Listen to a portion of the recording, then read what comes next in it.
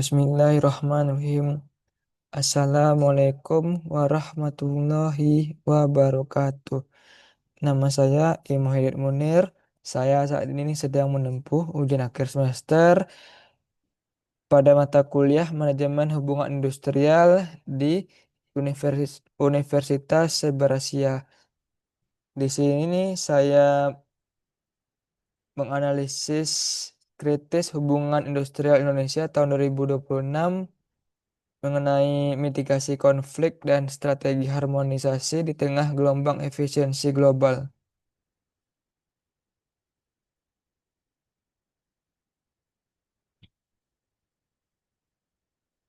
Dari poin-poin yang akan saya bahas itu, poin yang pertamanya adalah kondisi ekonomi global yang fluktuatif yang memicu tren efisiensi massal. Yang kedua, Indonesia menghadapi dualitas pertumbuhan ekonomi dan resiliensi tenaga kerja. Jadi tujuan dari presentasi saya di sini adalah untuk membedah data terkini, meninjau teori hubungan industrial, dan menawarkan solusi yang konkret atau integritas.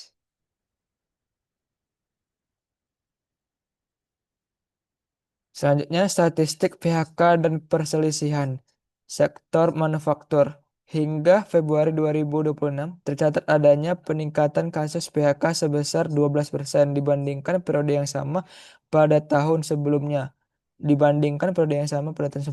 Hal ini didominasi oleh industri tekstil dan alas kaki di wilayah satelit seperti Tangerang, Bekasi, dan Semarang. Yang kedua, sektor digital atau startup.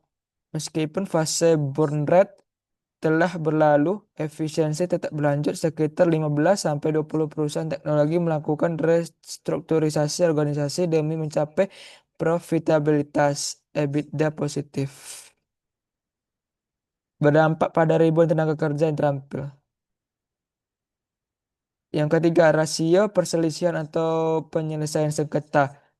Data dari Kementerian Ketenagakerjaan menunjukkan bahwa 65% perselisihan hubungan industrial di tingkat mediasi berakhir dengan kesepakatan. Namun, 35% sisanya berlanjut ke Pengadilan Hubungan Industrial atau PHI karena ketidaksepakatan nilai pesangon.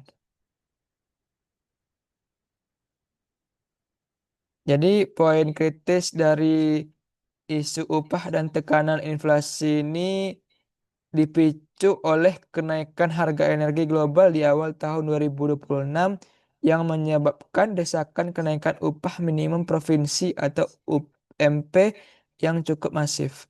Serikat buruh menuntut kenaikan sekitar 10-15%, sementara rata-rata penetapan pemerintah berada di angka 3,5-5%. Kesenjangan ini menjadi sumber utama ketegangan industrial saat ini. Selanjutnya, tinjauan teoritis perspektif hubungan industrial.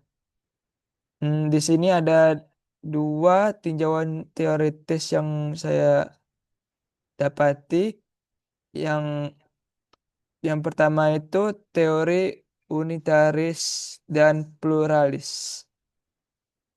Pada perspektif unitaris, banyak manajemen perusahaan rintisan atau startup menganggap bahwa kepentingan perusahaan dan karyawan adalah satu. Namun, ketika PHK terjadi tanpa transparansi, perspektif ini runtuh dan berubah menjadi konflik terbuka. Yang kedua, perspektif pluralis atau pemerintah. Pemerintah Indonesia secara formal menganut paham ini di mana konflik dianggap sebagai hal yang tak terelakkan. Oleh karena itu, keberadaan serikat pekerja dianggap sah sebagai penyeimbang kekuatan majikan. Selanjutnya, teori pertukaran sosial atau social exchange theory. Hubungan industrial yang harmonis terjadi jika kedua belah pihak merasa mendapatkan nilai yang sebanding. Saat perusahaan memberikan jaminan keamanan kerja, pekerja membalas dengan loyalitas. Namun, di tahun 2026, janji keamanan kerja ini semakin memudar akibat kebijakan fleksibilitas pasar kerja, labor market flexibility, yang memicu krisis kepercayaan di kalangan pekerja.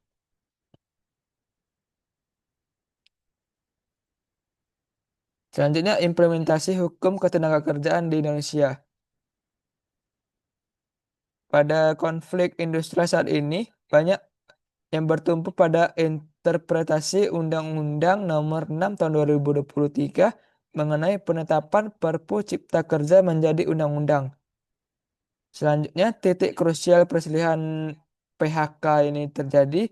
Yang pertama itu karena efisiensi. Perusahaan sering menggunakan alasan efisiensi tanpa harus menunggu kerugian. Rugi 2 tahun berturut-turut, hal ini sering ditantang oleh pekerja yang menuntut bukti bahwa perusahaan benar-benar dalam kondisi terancam. Yang kedua, komponen pesangon.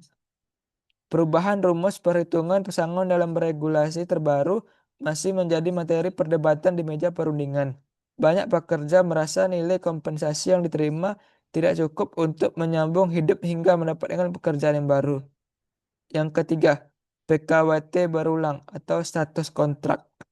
Maraknya perpanjangan kontrak yang berulang-ulang tanpa pengangkatan menjadi karyawan tetap memicu isu ketidakpastian hukum bagi pekerja muda atau kaum milenial dan Gen Z.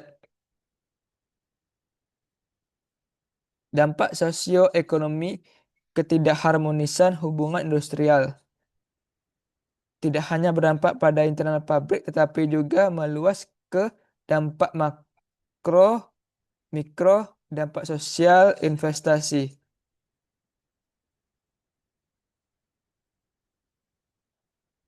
Yang pertama itu tentang dampak makro, penurunan daya beli buruh mengakibatkan perlambatan pada sektor UMKM sekitar kawasan industri. Yang kedua itu dampak sosial, meningkatnya angka pengangguran di usia produktif 20-30 tahun berisiko meningkatkan angka kriminalitas dan gangguan ketertiban umum di daerah penyangga ibu kota. Yang ketiga, investasi. Meskipun regulasi dibuat untuk menarik investor, jika stabilitas keamanan industri terganggu oleh demonstrasi yang terus-menerus, investor asing akan cenderung melakukan wait and see atau tunggu dan melihat terlebih dahulu.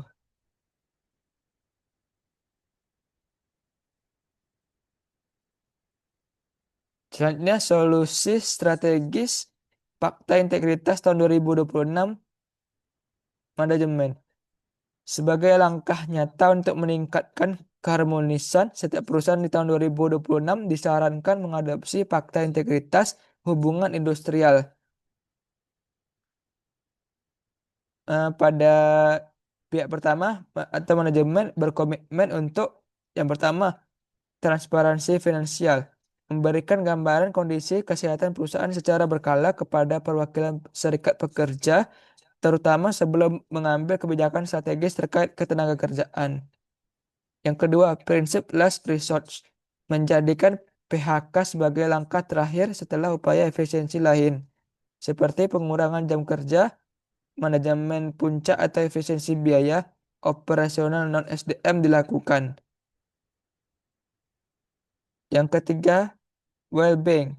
Menyediakan program konseling bagi pekerja yang terdampak restrukturisasi. Selanjutnya, fakta integritas bagi serikat pekerja atau karyawan. Yang pertama itu peningkatan produktivitas. Menjaga target performa kerja sebagai bentuk dukungan terhadap keberlangsungan bisnis. Yang kedua, dialog damai atau bipartit. Mengutamakan forum bipartit sebelum melakukan aksi mogok kerja atau publikasi isu ke media massa. Yang ketiga, kepatuhan regulasi. Menghormati prosedur hukum yang berlaku dalam menyampaikan aspirasi. Selanjutnya, kesimpulan yang dapat saya peroleh dari analisis tersebut yaitu membangun hubungan industrial di tahun 2026 memerlukan pergeseran paradigma dari lawan menjadi mitra strategis. Yang kedua, peran pemerintah itu harus bertindak sebagai fasilitator yang adil, memastikan hukum yang ditegakkan tanpa tebang pilih. Selanjutnya, SDM sebagai aset. bahwa pengusaha harus menyadari bahwa SDM bukan sekedar biaya atau kos, melainkan aset yang menentukan ketahanan perusahaan di masa kritis. Ini daftar pustaka yang saya peroleh untuk menganalisis untuk dapat menjawab ujian akhir semester tersebut. Ada beberapa daftar pustaka. Oke, sekian yang dapat saya sampaikan. Apabila ada kesalahan atau kekurangan, mohon dimaafkan. Wabillahi taufiq wa hidayah. Wassalamualaikum warahmatullahi wabarakatuh.